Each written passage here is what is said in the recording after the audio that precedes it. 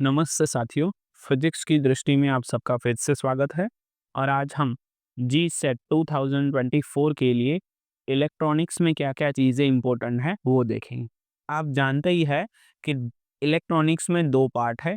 पहला पार्ट है जिसका नाम है डिजिटल इलेक्ट्रॉनिक्स और दूसरा जो पार्ट है उसका नाम है एनालॉग इलेक्ट्रॉनिक्स। अब हमें पता है कि डिजिटल इलेक्ट्रॉनिक्स यानी गेट्स हो गए या कोई कॉम्बिनेशनल सर्किट्स हो गए, वहाँ से 2 क्वेश्चंस आते ही आते हैं। और एनालॉग में से तो थियोरेटिकल क्वेश्चन भी आते हैं, कुछ फॉर्मेलिटिकल भी आते हैं, कुछ सर्किट बेस पे भी आते हैं क्वेश्चंस। तो आज हम पूरे इलेक्ट्रॉनिक्स में कितने क्वेश्चन इंपॉर्टेंट है वो देखेंगे और कितना पोर्शन हमें करना है वो देखेंगे।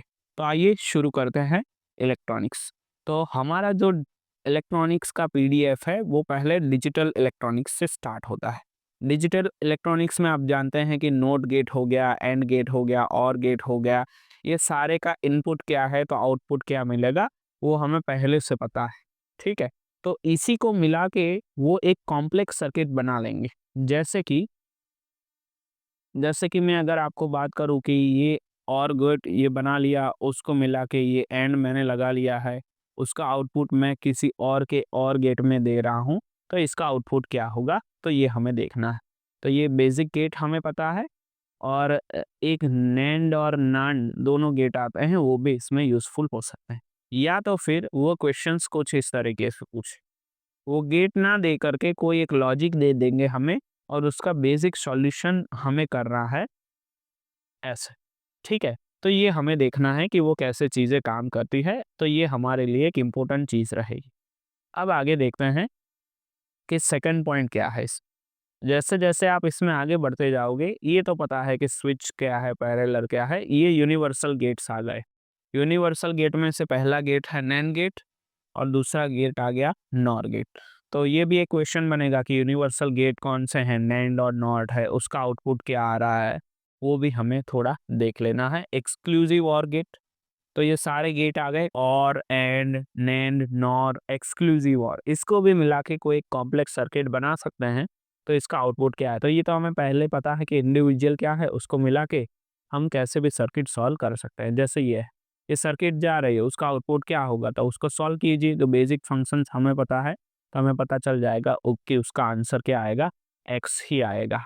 समझे कि नहीं समझे आप? तो ऐसी चीज़ें एक क्वेश्चन होगा ही होगा।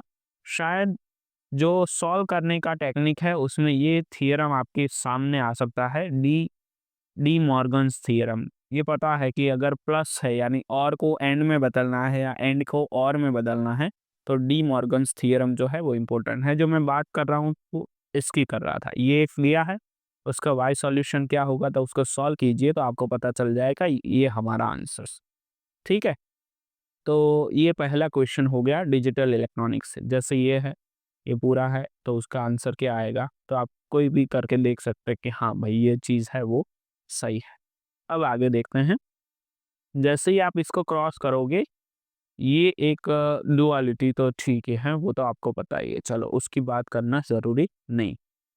दूसरी एक चीज़ इसमें इम्पोर्टेंट है, बाइनरी टू ग्रे और ग्रे टू बाइनरी। कैसे कन्वर्सेशन होता है बाइनरी से ग्रे में या ग्रे से बाइनरी में, ये एक चीज़ इम्पोर्टेंट है। यहाँ से शायद एक एमसीक्यू आ सकने की संभावना 2024 में है।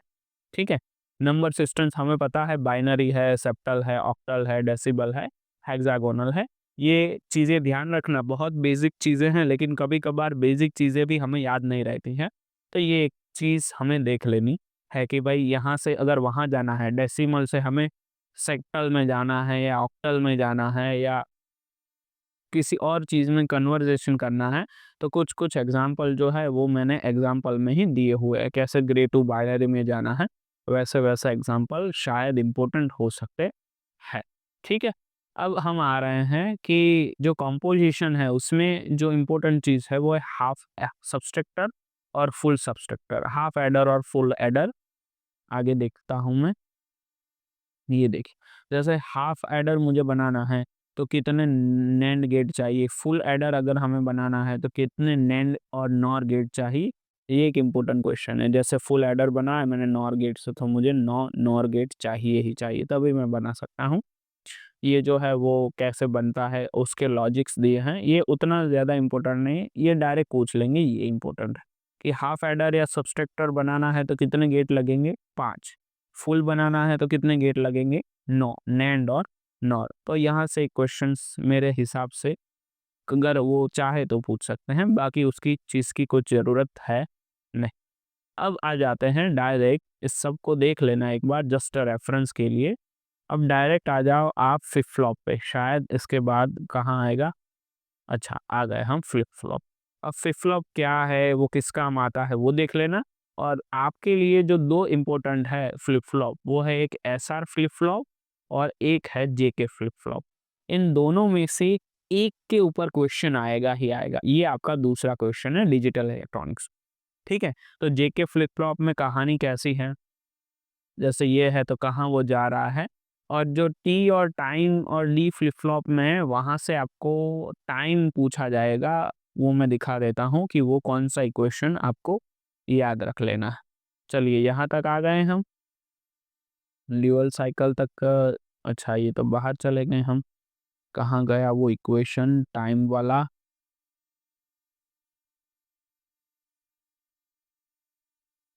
अच्छा चलिए कोई बात नहीं, यहाँ पर ही कोई एक इक्वेशन आएगा तो मैं आपको दिखा दूंगा, वो टाइम वाला एक इम्पोर्टेंट क्वेश्चन है हमारे लिए।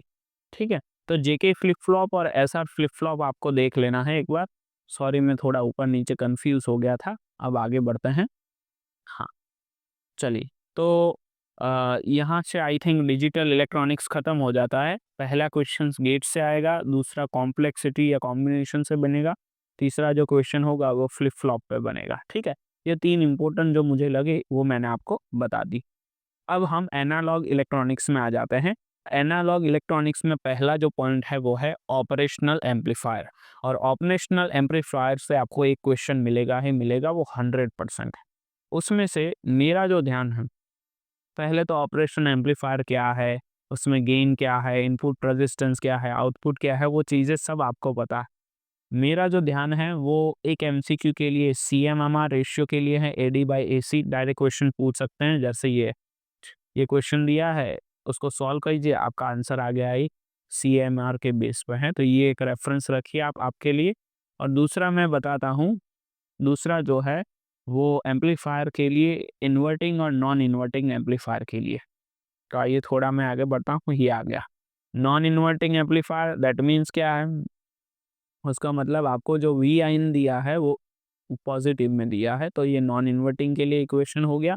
इन्वर्टिंग यानी जो आउटपुट इनपुट दिया है वो नेगेटिव में दिया है, तो ये आपका इन्वर्टिंग के लिए हो। 100% याद रखिए कि इस क्वेश्चन और इस इक्वेशन को मिला के क्वेश्चन आएगा। या तो सिंपल दे देंगे कि इन्वर्टिंग और नॉन इन्वर्टिंग का आउटपुट वोल्टेज निकालिए, या फिर आपके लिए ऐसा क्वेश्चंस देंगे जितना जैसा मैं आपको बता रहा हूँ। कहाँ गया मेरा क्वेश्चन, अ,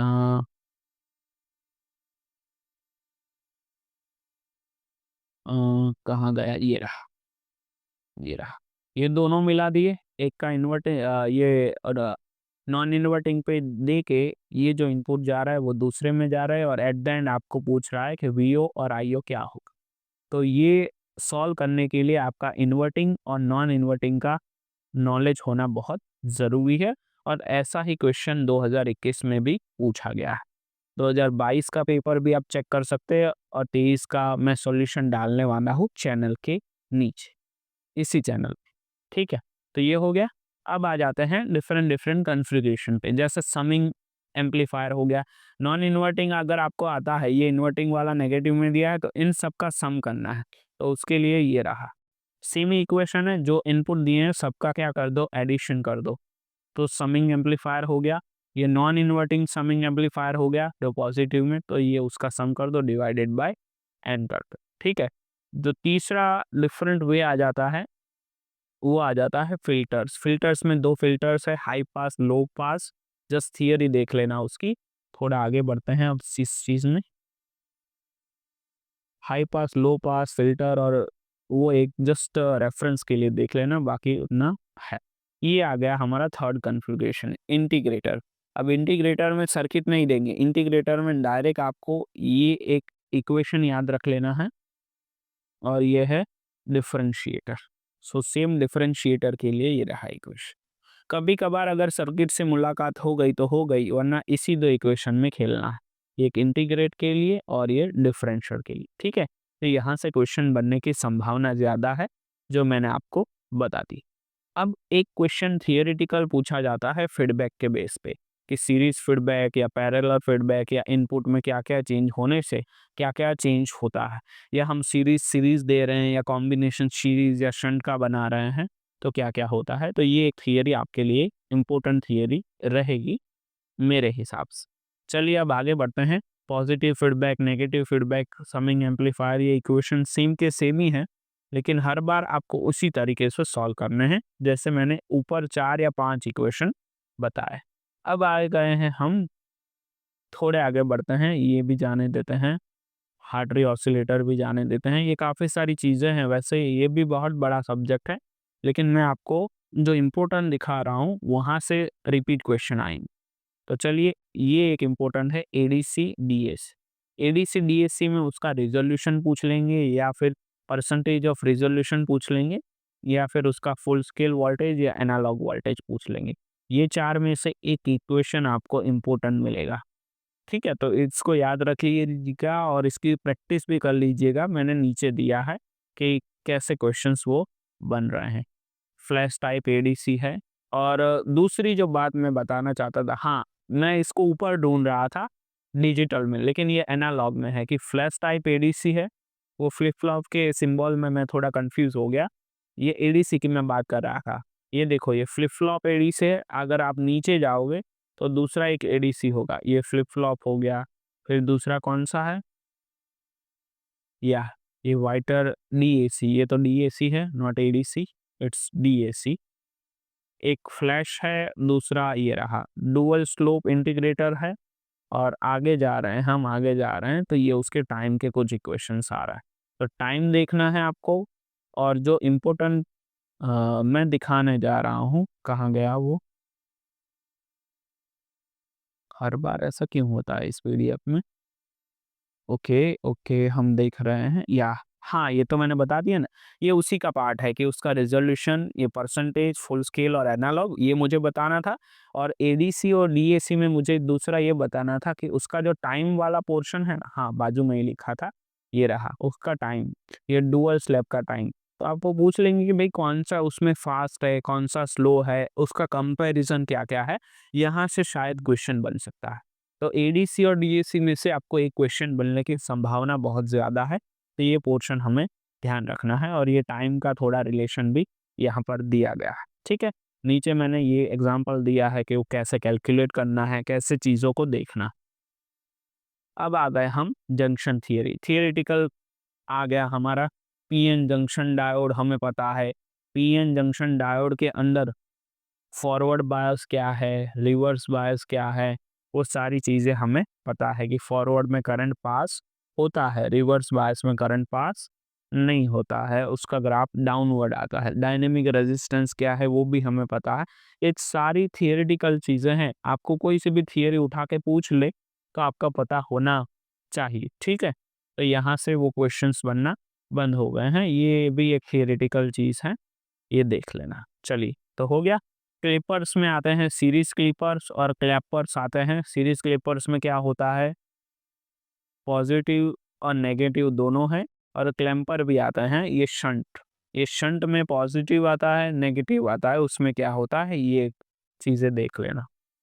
ठीक है, तो यहाँ से एक और दो क्वेश्चन हमारे बन गए हैं। अब हम आगे देखते हैं। रिपल फैक्टर का इक्वेशन हमें याद रखना है, ये कई बार आ सकता है।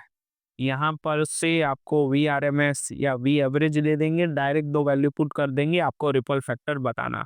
या फिर डायरेक्ट पूछ लेंगे कि ripple factor half wave rectifier के लिए कितना है, तो याद रखना है 1.21। फुल वेव के लिए कितना है, 0.48।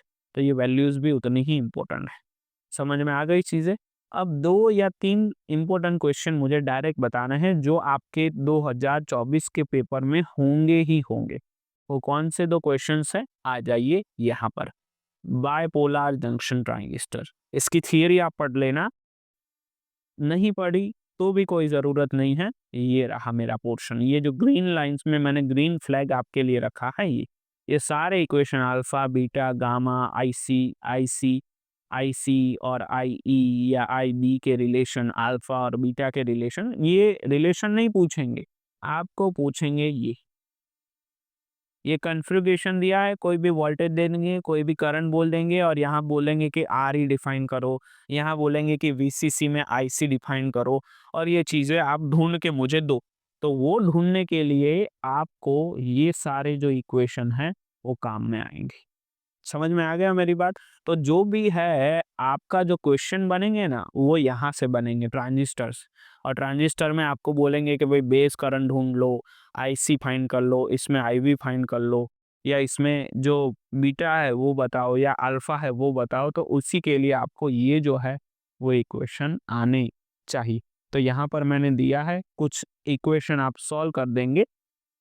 ये भी एक इक्वेशन दिया है, ऐसा भी क्वेश्चन दिया है, ऐसा भी क्वेश्चंस पूछ सकते हैं। ये भी है, देखो ये क्वेश्चन दिया है, उसमें बोलना है कि आपको क्या determine the region of operator transistor. ये थोड़ा डिफरेंट क्वेश्चन है, मैं बात कर रहा था इस वाले की, ऐसे क्वेश्चंस आपको मिले। ठीक है, तो यहाँ से भी वही इक्वेशन इन्होंने यूज करके आंसर दिया है कि हाँ भाई ऐसा ही होगा। अब आगे देखते हैं, ये हो गया एक क्वेश्चन ट्रांजिस्टर पे, एक क्वेश्चन यहाँ से load line and Q point.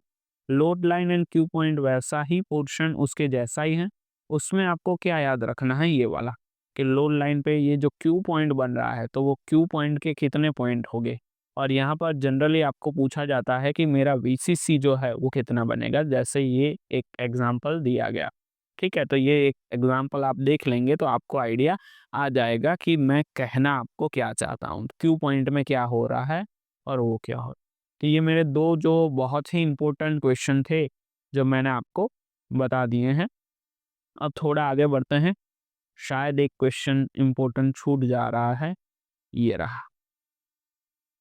LCR, series and parallel. इन दोनों को हम इम्पोर्टेंट बहुत दे सकते हैं, क्योंकि अगर पेपर सेटर का दिमाग अच्छी जगह पे है तो वो एलसीआर सर्किट में से क्वेश्चन पूछेगा। उसमें आपको इम्पीडेंस पूछ लेगा, इसका इम्पीडेंस पूछ लेगा, पैरेलल में क्या इम्पीडेंस होता है, या फिर कोई अच्छा बंदा रहा ना तो वो पूछ लेगा कि पैरेलल एलसीआर में इम्पीडेंस का फॉर्मूला क्या है। डायरेक्ट आपको फॉर्मूला ही याद रखना। कोई अगर ऐसा रहा कि थोड़ा टिपिकल बनाना है तो वो वैल्यूज दे देगा और आपको ढूंढने को बोलेगा। तो ये हमारा थर्ड क्वेश्चन इसमें रहा। तो ये जो तीनों लाइन में मैंने बताए हैं क्वेश्चन, वो आपको ट्रांजिस्टर वाला मिलेगा, उसके आगे ये मिलेगा, और ये सीरीज यानी एलसीआर वाला मिलेगा। ये तीनों लाइन में मैंने बताए हैं, तो ये आपके लिए बहुत बहुत बहुत इम्पोर्टेंट है। तो इस चीज़ का आप हमेशा ध्यान रखिएगा। ये लोड लाइन और क्यू पॉइंट का वैसा ही क्वेश्चन है, कुछ डिफरेंट कॉन्फ़िगरेशन में पूछेगा। ठीक है, तो शायद आई थिंक यही पैटर्न से क्वेश्चन फॉलो होते हैं, और आपको यही कुछ क्वेश्चंस हैं जो प्रैक्टिस कर लेने। जो मैंने आपको डिजिटल इलेक्ट्रॉनिक्स में दिखाए वो 3 पैटर्न के क्वेश्चन, और जो एनालॉग इलेक्ट्रॉनिक्स में बताए हैं ये शायद 5 या 6 टाइप पैटर्न के क्वेश्चन। अगर आप इतने क्वेश्चन कर लेते हैं तो आपका जो 80% पोर्शन है इलेक्ट्रॉनिक्स का वो कवर इसी में से हो जाएगा, ऐसी हम आशा रखते हैं, और आशा हमेशा अमर है। ठीक है, तो इस पीडीएफ का लिंक जो है वो मैंने नीचे डिस्क्रिप्शन बॉक्स में दिया हुआ है, वहाँ जाके आप डाउनलोड कर सकते हैं। और जी सेट के लिए आपको ऑल नोट्स, जितने भी नोट्स आपको चाहिए वो इस वीडियो के दिवाली गिफ्ट वाले वीडियो के डिस्क्रिप्शन में दिए हुए हैं। तो आप चैनल का विजिट कीजिए, चैनल का नाम है आप जानते ही हैं, फिजिक्स की दृष्टि। इसको लाइक करें, सब्सक्राइब करें, और दिवाली गिफ्ट वाले वीडियो में सारे नोट्स हैं, वहाँ से आप डाउनलोड कर सकते हैं। All the best to all of you. Thank you very much to all. Thank you very much.